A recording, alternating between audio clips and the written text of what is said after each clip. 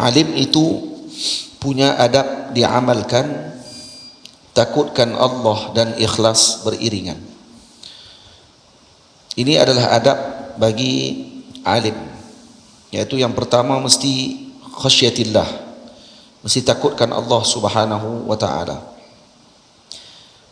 Innama yakhsyallaha min ibadihil ulama. Sesungguhnya yang takutkan Allah itu adalah para ulama. Dan ikhlas, yang kedua mesti ikhlas. Jadi kedua-dua perkara tersebut, yaitu takutkan Allah dan ikhlas tadi beriringan bersama. Karena ikhlas adalah sir al-amal.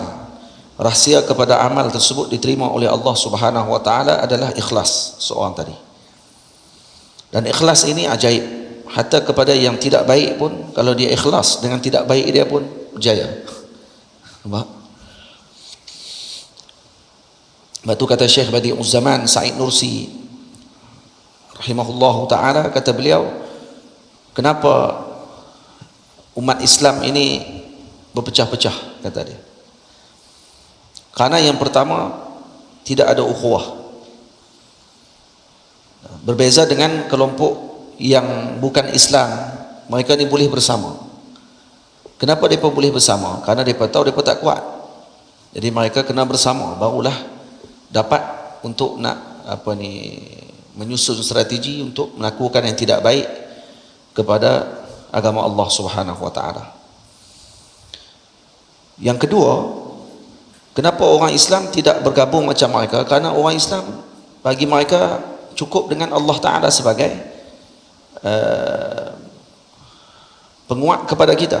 La haula wala quwata illa billah al-aliyyil azim.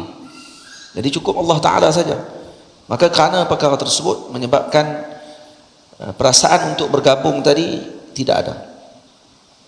Yang kedua, kerana tidak ada ikhlas. Tidak ada ikhlas dalam hati kita. Dibandingkan dengan mereka yang nak buat jahat, nak buat benda tidak baik kepada agama Allah Ta'ala ini, mereka ikhlas. Mereka buat sungguh. Dia ikhlas dalam kejahatan, faham? Dia ikhlas dalam jahat ni pun jaya, boleh berlaku. Dan tu sir al-ikhlas. Punya bersungguhnya nak buat tak elok ni, ikhlasnya mereka akhirnya berjaya. Jadi itu sebagai contoh lah, contoh yang boleh kita ambil depan mata kita. Jadi moga Allah Ta'ala kurniakan kita ikhlas dan kurniakan kita kepada dengan khasyah, takutkan Allah Subhanahu wa taala.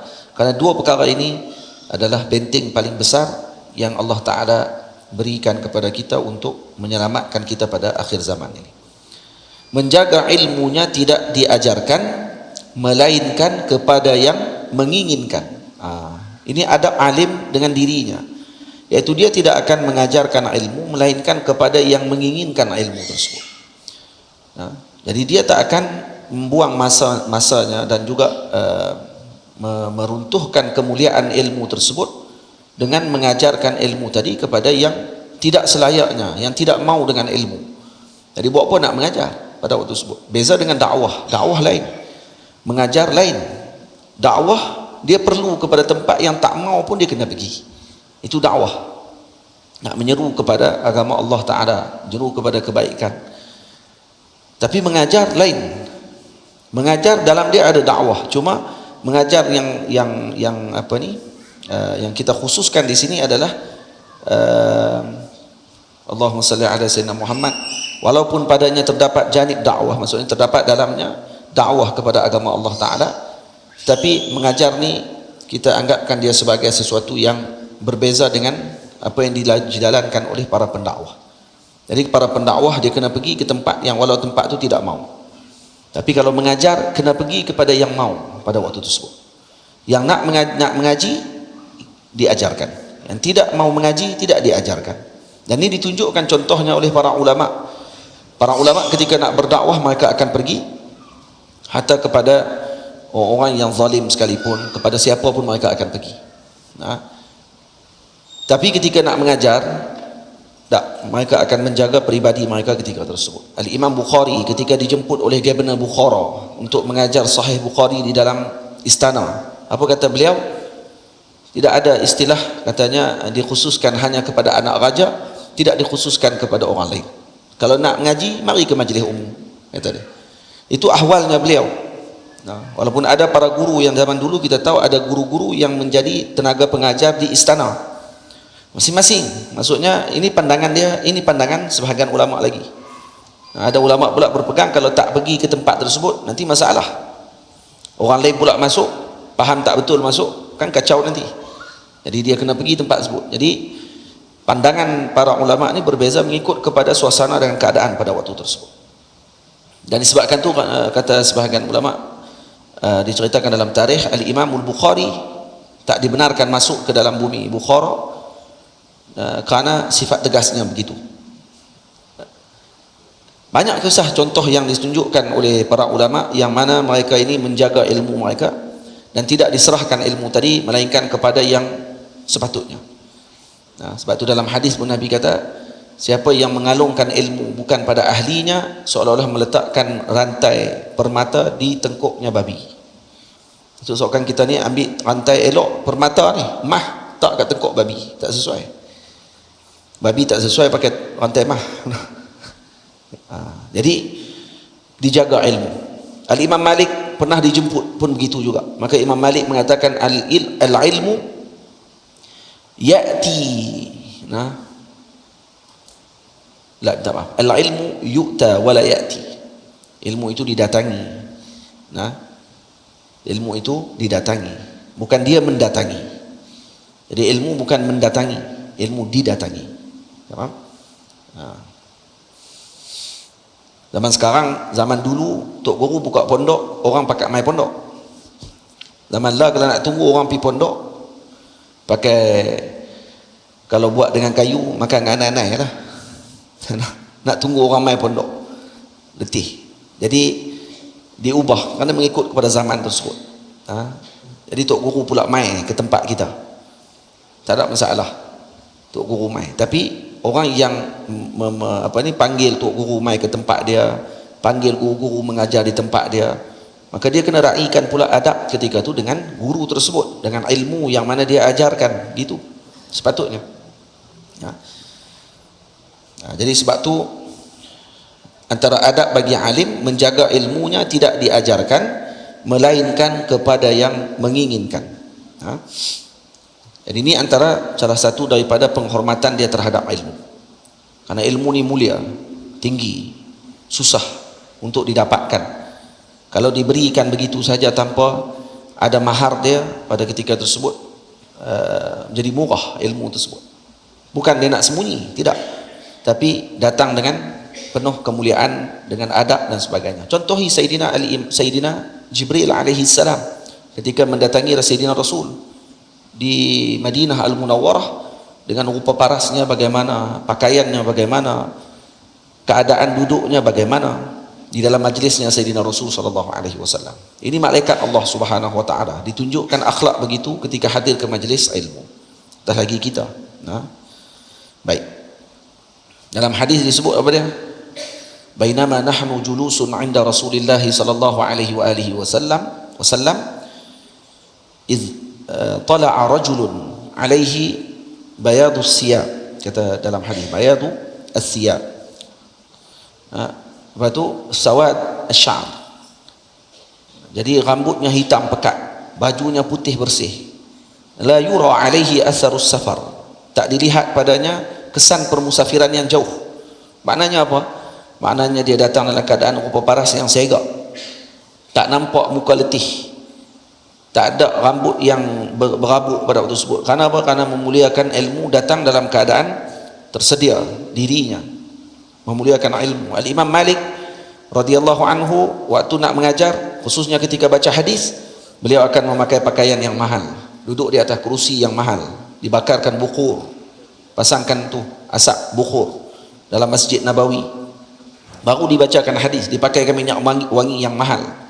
Kenapa? Karena memuliakan hadis Nabi sallallahu alaihi wasallam. Kita pun macam tu, memuliakan ilmu begitu. Baik. Juga tidak akan menapak langkahannya ke pintu pembesar tanpa niat mulia. Juga antara akhlaknya alim mereka tidak akan menapakkan tapak kaki mereka ini melangkahi ataupun menuju ke rumah pembesar begitu saja. Tak boleh pergi ke rumah pembesar. Menteri besar panggil mai ke rumah, boleh tak Tok Guru pakat pi? Di sini kata juga tidak akan menapak langkahannya ke pintu pembesar. Ada saya tambah tu apa dia? Tanpa niat mulia. Kalau tak ada niat yang mulia, dengan niatnya tujuannya adalah untuk meninggikan syiar agama Allah Ta'ala, kalau dia hadir ke tempat tersebut akan menyebabkan kurangnya berlaku perkara yang tidak baik. Kalau dia hadir ke tempat tersebut, moga-moga nanti pembesar tersebut akan lembut hatinya dan juga rendah hatinya dengan para ulama. Tidak dilakukan yang tidak baik kepada para ulama dan umat. Hadir ke rumah pembesar untuk membawa permasalahan umat nak diselesaikan. Dengan hadirnya dia selesai masalah yang banyak, itu silakan, tidak ada masalah. Tapi kalau pi kerana gharat duniawi, kerana nak dapatkan pangkat, kerana nakkan sesuatu keduniaan, kerana nakkan begini-begini yang hanya berkait dengan dunia untuk dirinya tanpa berkait dengan agama Allah Subhanahu wa taala, maka ketika tersebut ini tercela. Karena itu dalam riwayat disebutkan seburuk-buruk ulama adalah yang berada di depan pintunya pembesar, dan sebaik-baiknya pembesar, pemimpin yang berada di depan pintunya ulama. Maknanya pemimpin yang baik dia kena pi jumpa ulama. Ulama yang baik pula dia tidak boleh jumpa dengan pemimpin tanpa sebab. Bukan tak boleh terus, tak, salah faham pula. Bukan tak boleh terus, boleh pergi, tak ada masalah, tapi dengan niat yang mulia. Niat dia semua kena hadirkan waktu tersebut, dan kena mu'alajah, dia kena perbaiki niat dia pada waktu itu hanya kerana Allah Subhanahu wa taala. Pergi tadi bukan kerana duniawi, bukan kerana nafsunya, tetapi kerana agama Allah. Dengan hadirnya dia tadi akan dapat kebaikan kepada umat dan juga kepada agama Allah Ta'ala. Itu. Jadi kita pula tugas kita apa dia? Tugas kita baik sangka. Itu saja. Tengok Tok Guru pergi, baik sangka. Itu tugas kita. Ni tugas kita pula duk kerja duk celah. Tugas Tok Guru yang nak kena perbaik diri dia tu, nak kena perbaik niat dia tu Tok Guru. Hak kita tak usah duk komen lah. Kita ni tugas kita apa dia? Tugas kita baik sangka dengan Tok Guru. Hak tu saja. Hak ni adab dia dengan diri dia, bukan adab dia dengan kita. Baca elok-elok tajuk tu. Ni adab ni Tok Guru dengan diri dia sendiri.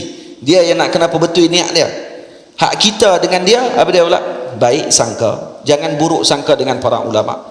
Apapun kenyataan yang mereka keluarkan yang kita tidak pasti, maka kita katakan bahawa saya tidak pasti. Kemungkinan dia lebih tahu daripada saya. Itu dulu. Kan?